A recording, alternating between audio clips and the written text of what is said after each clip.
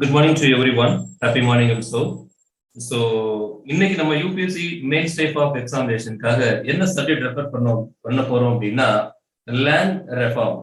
Land reform அப்படின்னாலே there are two type of the view நம்ம அதை பண்ணலாம். நம்பர் ஒன் அப்படின்னு பாத்தீங்க அப்படின்னா constitutional view. So by way I want to say that அப்படின்னா first amendment act in year of 1951 I'm sorry first amendment act year of 1951. So by means of that 9th schedule வந்து incorporate பண்ணியிருப்பாங்க. So with respect to that means அப்படின்னு பாத்தீங்க அப்படின்னா the state's legislature dealing with the land reforms and abolition of the zamindari system அப்படிங்கிறது தான். So land reform அதை பத்தி தான் நம்ம பார்க்க போறோம். So இந்த கான்ஸ்டிடியூஷனல் வியூவாகவும் பேசலாம், at the same time historical வியூவிலே நம்ம டிஸ்கஸ் பண்ண முடியும். So on because of that பாத்தீங்கன்னா எக்கனாமிக்கல் டேர்ம்லயே நிறைய யோஜனாஸ் இருக்கு, நிறைய இம்ப்ளிமெண்ட் பண்ணியிருக்காங்க. லேண்டை பொறுத்த வரைக்கும் அக்ரி ஆர் புஞ்சை ஆர் நன்சை இருக்கு. ஸோ அக்ரிகல்ச்சர் லேண்ட் இருக்கு. ஸோ என்ன சொல்றது, வேக்கன்ட் சைட்டா இருக்கும் அல்லது விவசாயம் பண்ண முடியாத நிலங்களா இருக்கும். அப்போ ஒரு மனிதர், ஒவ்வொரு இண்டிவிஜுவலோ அல்லது ஒரு ஆர்கனைசேஷனோ அல்லது ஒரு ஃபேமிலியோ யாரு எவ்வளவு நிலங்கள் வச்சு கொள்ளலாம் அப்படின்னு நிறைய விஷயங்கள் டிஸ்கஸ் பண்ணிட்டே இருக்கலாம். ஸோ வித்தின் அ ஷார்ட் வீடியோல எல்லாமே நம்ம டிஸ்கஸ் பண்ண முடியாது. லெட் வி சீ தட் ஒன்னொன்னா நம்ம வந்து டிஸ்கஸ் பண்ணிட்டு போகலாம் இல்லையா? சரிங்க, come to the point. Land ரெஃபார்ம்னா என்னங்க? What is the mean of the land reform? It's very simple. Land ரெஃபார்ம்னாலே ஆல்ரெடி ஃபார்மிங்ல இருக்கு, அதை மறுபடியும் ரீஃபார்ம் பண்றோம், அதான் ரெஃபார்ம் சிம்பிளா சொல்றோம் இல்லையா? So land reform refers to efforts to reform the ownership and regulation of land in India. Yes, obviously.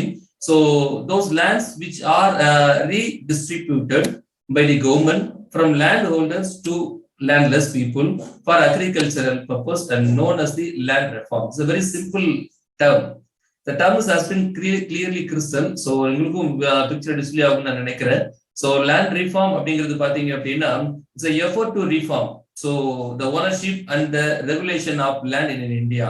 So redistribution சொல்றாங்க. கவர்மெண்ட் வந்து லேண்ட் ஹோல்டர்ஸ்ல இருந்து லேண்ட்லெஸ் பீப்புளுக்கு லேண்டை வந்து அக்ரிகல்ச்சர் பர்பஸ்க்காக கொஞ்சம் பிரிச்சு கொடுக்குற சிஸ்டம் தான். அப்ப பிரிச்சு கொடுத்தா யார் இதுல ஓனரா இருப்பாங்க, யார் இதுல ஓனர் இல்லாம யார் இருப்பாங்க, what is the tenure period, எவ்வளவு நாள் வரைக்கும் அது உங்களுக்கு பொசிஷன்ல இருக்கலாம்.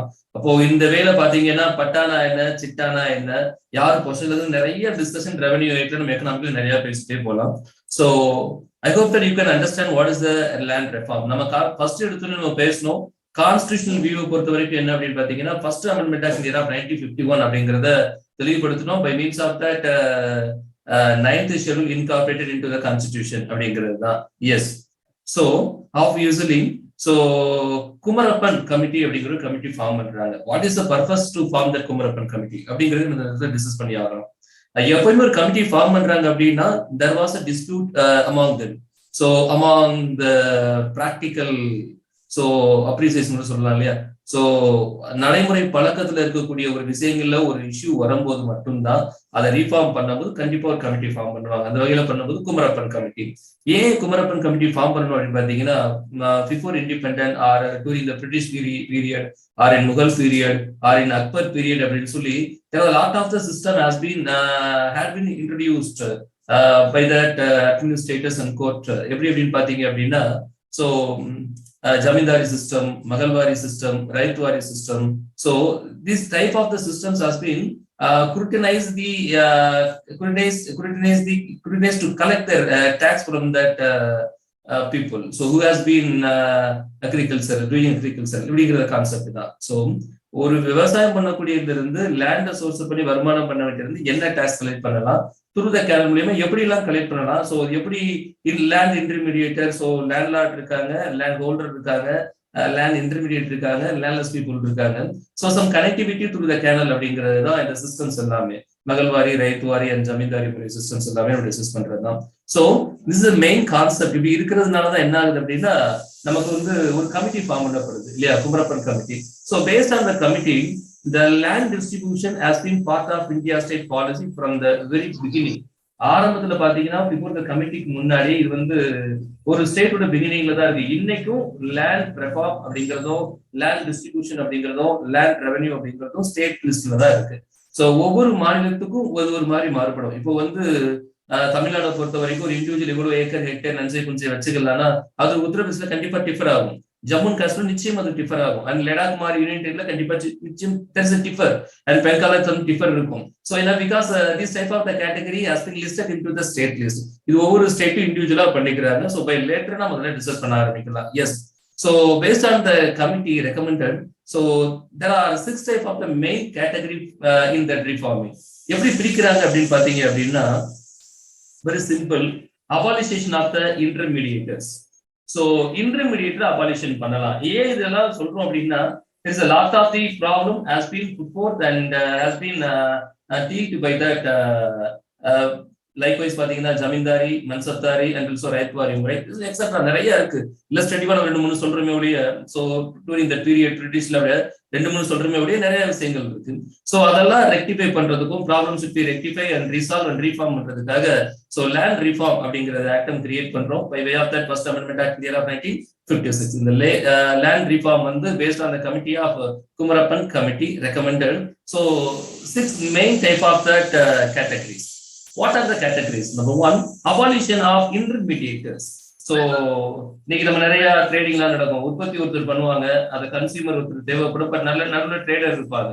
ஸோ ட்ரேடிங் பண்ணுவாங்க. So intermediators, abolition of intermediates. இன்னைக்கு நம்ம ஒரு கமாடிட்டில ஃபேஸ் பண்றத ஒரு காலகட்டங்கள்ல அக்ரிகல்ச்சர் லேண்ட்ல ஃபேஸ் பண்ணிருப்போம். ஏன்னா ஒரு பக்கம் லேண்ட் இருப்பாரு, ஒரு பக்கம் அக்ரிகல்ச்சரிஸ்ட் இருப்பாங்க, அவங்களுக்கு லேண்ட்லெஸ்ஸா இருக்கும். ஸோ ஒரு பக்கம் அந்த கமாடிட்டி தேவைப்படும். ஸோ அப்போ லேண்ட்லெஸ்ஸா இருக்கவங்க லேண்ட் லார்ட்ட போய், லேண்ட் ஹோல்டர்கிட்ட போய் சம் சர்டைன் பீரியடுக்கு அவங்க ஒரு அக்ரிகல்ச்சரஸ்டா பெர்ஃபார்ம் பண்ணுவாங்க. ஸோ அதுக்கான விகிதாச்சாரம் என்ன, அவங்களுக்கான உற்பத்தியில எவ்வளவு பங்கு, கவர்மெண்ட்டுக்கு என்ன டாக்ஸ் அப்படிங்கிறதுல பலதரப்பட்ட ஸ்கீம்ல ரைட்வாரி, மகள்வாரி அண்ட் ஆல்சோ ஜமீன்தாரி சிஸ்டம் சொல்லி ஒரு வேரியேஷன் காட்டுறாங்க. சோ அந்த வேரியேஷனை பொறுத்து நிறைய டெபாலிசேஷன் பண்ணலாம். there is no need of intermediator, yes, to collect the rent or land revenue system. இந்த land revenue system ஒரு சேஞ்சஸ் கொண்டு வரலாம்னு உருவாக்கப்பட்டது அந்த land reform. yes, abolition of the intermediators. And number 2, tenancy regulation. ஒரு டெனன்சி ரெகுலேஷன் அப்படிங்கிறது எல்லாருக்குமே தெரியும். நீங்க எல்லாருமே ஒரு ரெண்டல் அக்ரிமெண்ட் போட்டு தான் டெனன்சி மெயின்டைன் பண்றோம். To improve the so contractual terms including the security of the tenure. இப்போ நார்மலா டெனன்சி கொடுத்தோம்னா, இப்போ நம்ம இடத்துல இருக்குன்னு நினைக்கிறோம், 10 வருஷம் 2 வருஷம் இருக்குன்னு நினைக்கிறோம், 4 வருஷம் வெளியே போச்சுன்னா என்ன பண்றது இல்லையா? அப்போ ஒரு லீகசி பண்ணலாம் அப்படிங்கிறதுனால சோ செக்யூரிட்டி ஆஃப் டென்யூர் அப்படிங்கறத ரிமைண்ட் பண்றாங்க. Tenancy regulation by means that. Yes. Number 3, a ceiling on land holders. So number 4, attempts to consolidate disparate land holdings. Number 5, encouragement of cooperative joint farming. Number 6, settlement and the regulation of tenancy. These type of the categories has been put forth by the Kumarapan committee. So after independence pre-independence நம்ம face British ruling பீரியட்ல நம்ம என்னென்ன face பண்றோமோ அந்த பிரச்சனைகளுக்கு அப்பாற்பட்டு நம்ம அடுத்து என்ன பண்றோம் அப்படின்னா, சோ ஆஃப்டர் இண்டிபெண்டன்ஸ்க்கு அப்புறம் நம்ம குமரப்பன் கமிட்டி மூலியமா சோ நம்ம நிறைய கேட்டகரிஸ் பிரிச்சு லேண்ட் ரீஃபார்ம் பண்றாங்க. சோ நவ் டுடே கிளாஸஸ், இப்போ நீங்க லேண்ட் ரீஃபார்ம் பத்தி எவ்வளவு தெளிவா தெரிஞ்சிருப்பீங்க.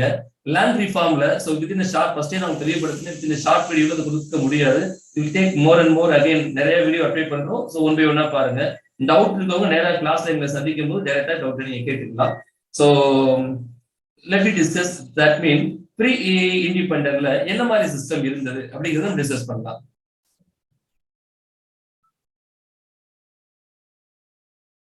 I want to explain first of that Zamindari system. Zamindari system, that means abolition of the Zamindari system in India in the year of 1956. But there is a revolt. So towards that abolition of that system, not only that independent, after independent பின்னாடி மட்டும் இல்ல, முன்னாடியே நிறைய dispute இருக்கு. So but independent நம்ம சுதந்திரம் வாங்கும் போது மிகப்பெரிய ஒரு டிராபேக்கா அந்த சொல்யூஷன் கொடுக்கணும் அப்படிங்கிற கேட்டகரி நிறைய லிஸ்டிங் பண்ணாலுமே அதுல எஸ்பெஷலி நம்ம சொல்லக்கூடிய சிஸ்டம் ஜமீன்தாரி சிஸ்டம் தான். சோ நேரு தலைமையில சோ ஒரு ஆட்சி அமைக்கும் போது, ராஜேந்திர பிரசாத் தலைமையில ஒரு டீம் ஃபார்ம் பண்ணும் போதும் they have more important to reform that land அப்படிங்கிறதுனாலதான். அதனாலதான் இன்னைக்கு லேண்ட் லாஸ் அண்ட் லேண்ட்லெஸோட ஒரு ஈக்குவல் பார்ட்டிசிபேட் எல்லா இடங்களையும் பார்க்க முடியுது. ஜமீன்தாரி சிஸ்டம் வந்து என்டையரா டிஸ்ட்ராய் பண்ணிருக்காங்க. இந்த செஞ்சுரியில இன்னைக்கு வாழக்கூடிய காலகட்டங்கள்ல நமக்கு ஜமீன்தாரி அப்படின்னா அவங்களுக்கு என்ன வேலை பண்ணாங்க அப்படிங்கறத பிராக்டிக்கலா கதைகளா தான் கேட்டு தெரிஞ்சுக்க முடியுது ஒழிய பிராக்டிக்கலா நம்ம உணரல. பட் அந்த பீரியட்ல பாத்தீங்கன்னா there is a lot of the dispute has been playback. So ரொம்ப ஒரு டிபிக்கல்டான ஸ்டேஜ் தான் அது இருந்தது. ஸோ இந்த என்ன சொல்றது revolt doesn't arise not only that independent India also, pre independent இந்தியாவில் கூட அந்த டிஸ்பியூட் இருந்தது தான். Yes, zamindari system has been abolished in the year of 1956. Yes, first I want to explain about the zamindari system. Yes, it was introduced by the Karanwalis in the year of 1793, just during the British period, through the Permanent Settlement Act. அவங்க வந்து 1793ல ஒரு permanent settle act கொண்டு வராங்க. that is the zamindari system. so zamindari system has been introduced by the Karanwalis in the year of 1973. so it was introduced in the provinces of, first of all, in Bengal and Bihar and Orissa and Varanasi. so இது நிறைய SSC type of எக்ஸாம்ல கேட்டிருக்காங்க. so என்ன கேட்பாங்க அப்படின்னா, zamindari system வந்து கீழ்கண்ட which of the following state so the zamindari system has been first introduced அப்படிங்கிற क्वेश्चन கேட்டிருக்காங்க. டயர் 1 இல்ல இது கேட்டிருக்காங்க, டயர் 2ல obviously நிறைய கேட்க சான்சஸ் இருந்தது. yes, it was introduced in the provision of the Bengal, Bihar, Orissa and also Varanasi. yes, so நம்ம first தெளிவுபடுத்தணும், it's a permanent settlement system through the Permanent Settlement Act அப்படிங்கறத. Zamindars was recognized as the owner of the lands. He is the landholders. So Zamindars were given the right to collect the rent from the peasants. So அவங்களை பொறுத்த வரைக்கும் collect பண்ற rent உரிமையை மற்றவங்க கொடுத்து ரெண்டை collect பண்ணுவாங்க அவங்க கிட்ட இருந்து. while the zamindars become the owner of the land, the actual farmers become the tenants. So இந்த இதுதான், அதனால நம்ம சொல்றோம் settlement and regulation of the tenancy. இது என்னங்க, லேண்ட் எப்படி அவருக்கு லேண்ட் போச்சுன்னே தெரியல, பட் அவர் வந்து ரொம்ப வாஸ்டஸ்ட் லேண்ட் வந்து ஹோல்ட் பண்ணிருக்காரு. பட் லேண்ட்லெஸ் பீப்புளுக்கு வந்து அவரு ஒரு டெனன்சி கான்ட்ராக்ட்ல கையில கொடுக்குறாரு. சோ இது என்டையரா வந்து சரியில்லை அப்படிங்கிறதெல்லாம் டிஸ்ட்ராய் பண்ணிட்டோம்னு வச்சுக்கோங்களேன். சரிங்க. So while the zamindars become the owner of the land, the actual farmers become the tenants. The tax was to be paid even at the time of period yielding. So the tax was to be paid in cash before introducing the system, but from the tax, so after that the tax could be paid in kind nu solranga. Yes, and final one, so what is the share of the tax? The realized amount would be divided into 11 parts, and 1/11 parts to that Jamindar, and 10/11 parts to that East India Company. Yes, என்னங்க தமிழ்ல ஒரு பழமொழி சொல்லுவாங்க இல்லையா? So ஏதோ ஒரு பழமொழி ஒண்ணு இருக்கும், வெள்ளம் சாப்பிடுறது ஒரு பழமொழி ஒண்ணு இருக்குன்னு நினைக்கிறேன். அது மாதிரி கஷ்டப்பட்டு லேண்ட்லெஸ் பீப்புள் என்ன பண்றாங்கன்னா அக்ரிகல்ச்சரிஸ்ட் ஆக்டிவிட்டி பண்றாங்க. அந்த ரெவென்யூ இல்ல. சோ என்ன மாதிரி டாக்ஸ் வந்து ரீகலெக்ட் பண்றாங்க அப்படின்னு பாத்தீங்கன்னா, 1/11 வந்து it's going to that zamindar, and 10/11 is going to that East India Company. This is the view அப்படின்னு பாக்குறோம். சோ பிஃபோர் தட், அதுக்கு முன்னாடி பாத்தீங்க அப்படின்னா சோ ரைத்வாரி சிஸ்டம் வந்து பாத்தீங்கன்னா காரன்வாலிஸ்க்கு முன்னாடியே பிராக்டிக்கலா ஒரு சில இடங்கள்ல நம்ம இருக்க மாதிரி கேள்விப்பட்டா கூட 1820க்கு அப்புறம் தான் அதோட என்டையர் இப்ப நம்மளால உணர முடியுது. Yes, ryotwari system was introduced by Thomas Munro in the year of 1820. Yes, this was the primary land revenue system in South India. This is the most important fact. The major area of introduction to include Madras, Bombay, and some parts of the Assam, so under the British province. Yes, Raithwari system in the ownership right were handed over to the peasants. So British government collected taxes directly from the peasants. So directa avanga system collect panna aarambikranga. The revenue, that means the revenue rate of the Raithwari system were 50%. So where the land were dry and 60% in irrigated land. So dry land க்கு 50%, irrigated land க்கு 60% tax collect பண்ணிருக்காங்க. So even though the ownership of the land was vested with the farmers, excessive tax improvised them. So அதுல என்ன பண்ணாங்க அப்படின்னா, என்ன சொல்றது, ஜமீன்தாரி முறையில லேண்ட்லெஸ் பீப்புள் வந்து ஒரு டெனன்சி ஆக்டிவிட்டி மட்டும் தான் அவங்களால ஃபீல் பண்ண முடிஞ்சது. பட் ரைத்வாரி சிஸ்டம்ஸ் பாத்தீங்க அப்படின்னா, even though they have the entitled some of the benefits of the land, but the taxes payable rate is more than excessive அப்படிங்கறத அதோட டிராபேக்கா இருக்கு. So by this mean பாத்தீங்கன்னா the subsequent year in the year of 1822, so once again, so they formed about that Magalwari system in India. Yes, it was introduced in the year of 1822. So later that the system has been reformed during the period of the William Penting. ஆரம்ப காலத்துல பாத்தீங்க அப்படின்னா Holt அப்படிங்கிற வந்து 1822ல, so it was introduced by Holt. Yes, at the same time, so it was reformed again in the year of 1833. So by that left William Penting, the governor of William Penting. Yes. What is the scheme? This was the primary land revenue system in Northwest India. நம்ம வந்து right வாரி சொல்லும் போது south இந்தியான்னு சொன்னோம், இதை சொல்லும் போது north west India. Yes, it was introduce in central province, north western frontier, so Agra, Punjab, so Celtic Valley and under the British province. So அந்த பிளேசஸ் எல்லாம் ஞாபகம் வச்சுக்கோங்க. ரைட்வாரி முறை எங்க இருந்தது, மகள்வாரி முறை எங்க ஃபர்ஸ்ட் இன்ட்ரோ பண்ணாங்க, ஜமீன்தாரி முறை எங்க இன்ட்ரோ பண்ணாங்க அப்படின்னு. This system that mean the land was divided into Mughals and each Mughals-க்கு ஒரு பிரிச்சு கொடுக்குறாங்க ஜமீன்தாருக்கு முன்னாடி வச்சுக்கோங்களேன். ஸோ லைக் தட் அது ஒரு ஆக்டிவிட்டி ஜமீன்தாருக்கு அப்புறம் அவங்க பண்ணியிருக்காங்க. 1822 பண்றோம். ஸோ ஒரு மகளா பிரிச்சு, ஸோ ஒரு கிராமங்களா பிரிச்சு, ஒரு மகளா பிரிச்சு, ஸோ அது நிறைய விஷயங்கள் ஹிஸ்டாரிக்கல் ரெஃபர் பண்ண முடியும். ஸோ எப்படி அதை ஃபங்க்ஷன் பண்ணாங்க அப்படின்னு சொல்லி. So the entire village was considered as a single unit for tax collection. So இது ஒரு டைப் ஆஃப்ல கலெக்ட் பண்ணியிருக்காங்க. The village headman or village committee was assigned the responsibility to collect tax with respect to the ownership. So the rights were vested with the peasants. So this is the point of view. So this type of the system has been put forth during that period, British period. That means Maghalwari, Raitwari and Jamindari systems. So obviously நம்ம இன்னொரு point discuss பண்ணணும் அப்படின்னு பாத்தீங்க அப்படின்னா, what about that abolition of the zamindari act அப்படின்னா, it was passed by that in first of all Uttar Pradesh, Tamil Nadu, Bihar, Madhya Pradesh. நம்ம ஜமீன்தாரி முறை system வந்து எங்க இன்ட்ரோ பண்றோம்னு பார்த்தோம் அப்படின்னா, is obviously the Zamindari system, first of all, introduced in the provisions of the Bengal, Bihar, Orissa, and Varanasi. Yes, and subsequent. So now we are discussing about that Zamindari Abolition Act in the year of 1956. It was first passed in the Uttar Pradesh, Tamil Nadu, Bihar, Madhya Pradesh. Yes. And more than surplus land were so confiscated from Zamindars. நிறைய இடங்கள்ல, நிறைய தேவைக்கு அதிகமா இருக்கக்கூடிய இடங்கள்ல அவங்களுக்கு நிறைய state wise நிறைய டிஃபரன்சஸ் இருக்கு. ஸோ சில ஸ்டேட்ல என்ன பண்ணாங்கன்னா என்டையர் ஜமீன்தார் கலெக்ட் பண்ணிட்டாங்க, சில ஸ்டேட்ல பண்ணாங்கன்னா பொசஷன் மட்டும் ஜமீன்தாருக்கு கொடுத்தாங்க. ஸோ பிகாஸ் நம்ம ஆல்ரெடி சொன்னது போல land system is depending upon the state ரூட்ல இருக்கிறதுனால இது ஒவ்வொரு ஸ்டேட்டுக்கும் மாறுபடும். So even though zamindar system while abolished, some of the dispute had been arised. So நிறைய டிஸ்பியூட் அதிலே அரைஸ் ஆச்சு because of that the means of that possession. சில இடங்கள் என்ன சொன்னோம், ஜமீன்தாரி முறை மொத்தமா ஒழிச்சிட்டோம், நீங்க இந்த லேண்டை ஹேண்டில் பண்ணிருங்க, but the state would take some entire responsibility. கன்ஃபிஸ்கேட்டட பொறுத்த வரைக்கும், அதாவது அரசுடைமை ஆக்குறத பொறுத்த வரைக்கும் ஸ்டேட் வுட் தான் இந்த ரெஸ்பான்சிபிலிட்டி எடுக்கணும் அப்படிங்கறத கண்டிஷன் சொன்னோம். பை தட் மீன்ஸ் ஸ்டேட்ல என்ன பண்றாங்கன்னா என்டையர் நிலத்தை அவங்க கன்ஃபிஸ்கேட் பண்ணாம ஒரு பார்ட் ஆஃப் நிலத்தை கன்ஃபிஸ்கேட் பண்ணிட்டு ரெமைனிங் நிலத்தை அவங்க பொசஷன்ல கொடுக்குறாங்க. But it's not likewise the ownership contract, but some of the possession has been put forth to that Zamindars. These type of the activity again had some dispute in between the people and also Zamindar system. Yes. So obviously, so subsequent the act, that means land ceiling act has been also introduced in the different states for fixing an upper limit for the private land holdings.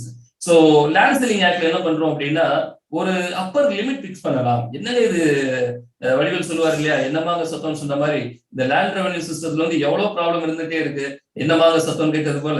அப்போ இந்த land revenue சிஸ்டத்தை பொறுத்த வரைக்கும் அப்படின்னா so ஒரு upper limit வந்து fix பண்ணலாம் அப்படின்னு முடிவு பண்றோம். சோ நம்ம ஃபர்ஸ்டே டிஸ்கஸ் பண்ணது போல இந்த பிக்சேஷன் ஆஃப் த லேண்ட் அப்படின்னு பாத்தீங்க அப்படின்னா is under the head of the state good. So is central government வந்து ஒரு ஃபார்ம் கொடுத்தாலுமே ஒவ்வொரு ஸ்டேட்டுக்கும் இது ஒரு ஆக்ட் தனியா இருக்குங்க. அந்த ஆக்ட் மூலியமா individual or organisation or private concern or company, so or ஒரு ஃபேமிலி, சோ ஆர் ஒரு ஜமீன்தாரோட லீகல் கைஸ், சோ அவங்க என்னென்ன யார் யாருக்கு என்ன நிலங்கள் இருக்கலாம் அப்படிங்கிறத ஒவ்வொரு ஸ்டேட்டும் ஒரு ஆங்கிள் ரெஃபர் பண்றாங்க. இதை நம்ம அடுத்தடுத்த வீடியோல ஒன்னொன்னா தெரிஞ்சுக்கலாம். சோ ஆப்வியஸ்லி பாத்தீங்க அப்படின்னா with respect to India and adult unmarried person, so most of the UPSC aspirants வந்து அன்மேரிடா இருக்கீங்க. சோ ஒரு பாயிண்ட் நம்ம தெரிஞ்சுக்கலாம். And adult unmarried person or family with the sole surviving member can hold 5 acres subject to the maximum of 7.5 standard acres. Yes, family with 2 or more members, single member பார்த்தோம். At the same time family with 2 or more members but not more than 5 can hold 10 standard acres too, the maximum of 15 standard acres. So there is a limitation for that. ஒரு அப்பர் ஒரு உச்சகட்ட நிலவரம்பு என்னங்க, அப்படிங்கறத ஒரு இந்தியன்ல நம்ம discuss பண்றோம். But it's differ by the state by state. Yes. So the finding point is that so not only India இப்போ என்ன சொல்றது அப்படின்னு பாத்தீங்க அப்படின்னா யுனைடெட் ஸ்டேட்ஸ் எல்லாம் பாத்தீங்க அப்படின்னா there are no legal limits as to how much land that a single individual either alone or in partnership and others. இவங்களுக்கு வந்து இவ்வளவுதான் லேண்ட் இருக்கணும்னு பிக்சேஷனே கிடையாதுங்க. But one point has been clearly explain. It had own in the United States, even though the only limitation would be your ability to purchase and your ability to pay the relevant taxes on the property. ஒவ்வொரு மனிதனுடைய எபிலிட்டியை பொறுத்து taxes பே பண்றக்கூடிய எபிலிட்டியை பொறுத்து அவங்க நிலங்கள் வாங்கி இந்த டாக்ஸை pay பண்ணிக்கலாம். But there are no legal limits in the United States so for purchasing the land. But in India it's not likewise. That is the limitation. Has been land ceiling, so act has been clearly explained about that limitation of that. So என்ன upper limit இருக்கணும் அப்படிங்கிறது state white கண்டிப்பா மாறுபடுங்க. நம்ம அடுத்த வீடியோல இந்த land revenue சிஸ்டத்துல land ரிஃபார்ம்ல ஸ்டேட் வைஸ் பொறுத்த வரைக்கும் நிறைய பேசலாம். பட் ஆல்மோஸ்ட் எல்லா ஸ்டேட்டையுமே நம்ம பேச முடியாது. ரேண்டமா இந்த ரெவென்யூ ஸ்டேட்டை டிஸ்கஸ் பண்ணிட்டு தமிழ்நாடு பொறுத்து என்ன அப்படிங்கறத நம்ம இன்னொரு வீடியோல ரொம்ப தெளிவா டிஸ்கஸ் பண்ணலாம். ஐ ஹோப் தட் இந்த வீடியோ ரொம்ப உங்களுக்கு தெளிவா புரிஞ்சிருக்குன்னு நான் நினைக்கிறேன்.